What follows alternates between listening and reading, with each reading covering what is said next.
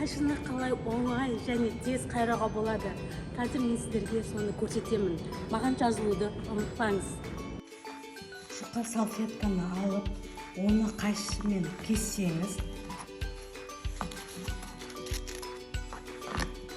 осылай қайшы дұрыс кеспесе, онда қайшыны қайрататын кез келді.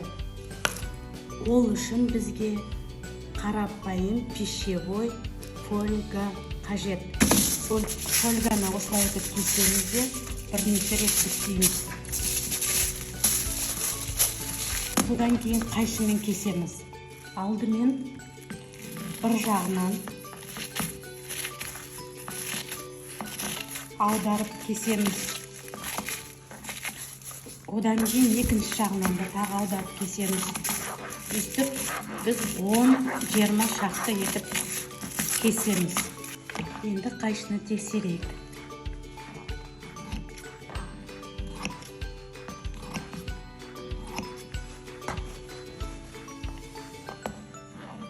Міне бітті.